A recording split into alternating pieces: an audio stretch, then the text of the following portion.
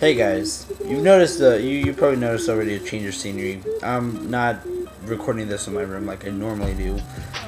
I am in my guest house, and normally this light to my left over here, it's a little bit more subdued, but for the sake of me recording this vlog, it didn't suffice. As you can see, it's like, oh my god, the camera's got to adjust for a little bit. Comrade then it improved, so I'm not really doing all that much of a fight. There's a few things that I want to bitch about. I've made this blog about 3 or 4 times already, but upon further review, I've decided to nix them just because it's way too long and I get kind of catty and out there towards the end and really bombastic.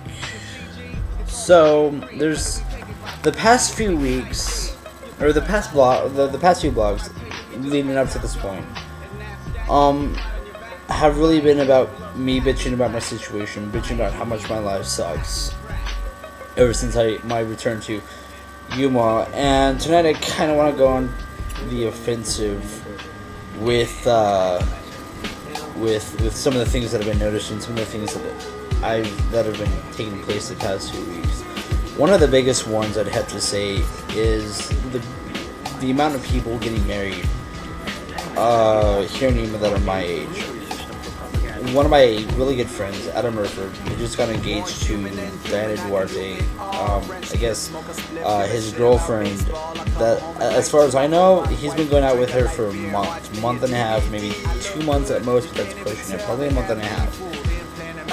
And they're already engaged. Month and a half. I guess it's a Mormon thing. I'm not really sure. I haven't really read up that much on Mormon social doctrine, if there's any kind of textbooks or manuals or doctrines, shit like that. I don't really know, but I just really think it's jumping the gun, and he's not the only one that's guilty of this. My ex-girlfriends, both of them, they got married. I think Megan got married at 18, and Al got married about 3-4 weeks after we broke up, because that was really nice. You hear about people getting married all the time that are 18, 19, 20. Kid next door to me, Robbie, he's like, oh my god, I'm in love with this girl, I'm gonna marry her, and all this other shit that he's been posting on Bulletins over MySpace. And I'm like, dude, you got your whole life ahead of you. That's kind of like what I'm waiting for. I'm waiting for me to get my shit done, because there's a whole bunch of shit that I'd like to get done. I'd like to, first of all, get enough money to go back to school, get my degrees. Then I'd like to travel the world. I'd like to see what's out there.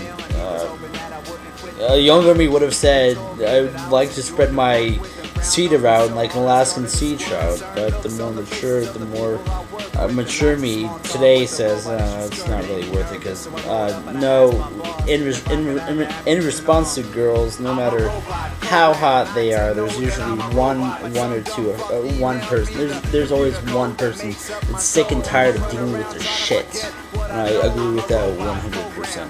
And it's kind of my reasoning for staying out of relationships, because all girls are catty. But I digress.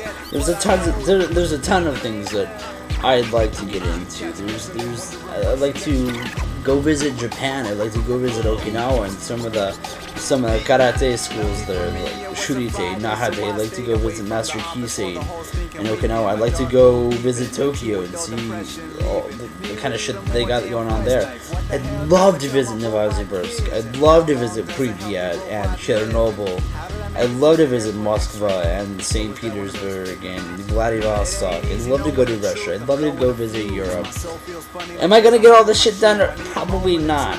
But the hope and the dream is alive. A few weeks ago, I was talking with the aforementioned Adam Murford, and I was like, so what happened with going off to Arizona State University? What happened to going and getting your degree, your doctoral in paleontology and anthropology, archaeology, some of the shit that he wanted to do before he went off on his mission? I'm like, what happened to Dr. Adam Murford, adjunct professor of paleontology at Arizona State University or Brigham Young University? And he wrote back, he got assassinated. This was upon hearing news that he had applied to Arizona State. or no, this is applying to the Border Patrol, I'm sorry. And I'm like, really? Are you serious, dude? I mean, you were on that ship for 5-6 years. How could a 2-year little excursion down to Paraguay change your life in such a dramatic fashion that you give up your hopes, your dreams, your ambitions to do what you want to do? I mean, it's just fucking nuts, dude. And I'm like, okay, well, cool, whatever. If you want to marry this girl, that's fine. I really don't know what to think of it. And he's not the only one. There's tons of people getting married my age, and I just don't approve of it just because you got your whole life ahead of you, and you're trying to grow up so fast, and there's things that you should experience before getting tied down. I mean, 21, 22, that's really young, but if you want to do that, more power to you. Second thing I want to kind of point on, not related to the whole marriage thing, is trolling trolls. Shit. Sorry about that. There's been a lot of shit said on my Facebook wall, said by me. I'm really down. I really support the movement to impeach Obama. I'm not really gonna get into it here on YouTube, but if you want to hear me out, most of my ideas, my thoughts on all this are briefly outlined on my Facebook page, and I've been getting a lot of flack with that. Basically, I really don't know what to say about the whole situation other than I fucking lol every time people say stuff against it. It's like, oh, you hate him because he's black, and like, no, I grew up in Memphis. That makes me part black by default. If anything, if anything, it makes me more sensitive to African American thoughts and emotions and stuff like that. What else was I gonna get into? I kind of lost my train of thought. I think it's 1:18 in the morning. Oh, you're against Obama because, oh, you're a Republican. Actually, well, that's kind of true. Registered Republican, but my ideas are slowly shifting towards libertarianism. I'm not a Ron Paul fanatic, but I do agree with a lot of the shit that he says.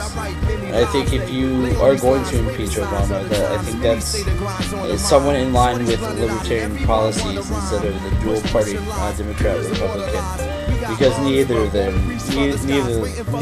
have done any good with the current political situation. You got families divided, you got friends divided, you got the whole nation polarized because of the shit. We are Americans. This is America, and we should act as such.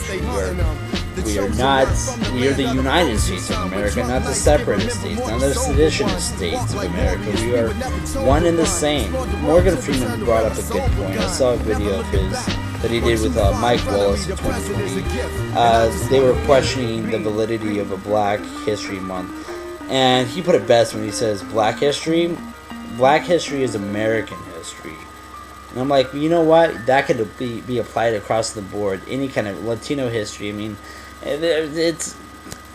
we're all one, and we should act as one and not be so polarized. And I think the whole Democrat-Republican shit is really polarized. A lot of this stuff. Oh, you're impatient. He's only been in there for 4 weeks. Yeah, and he's done a lot of damage already. He's rivaling upon the past administration.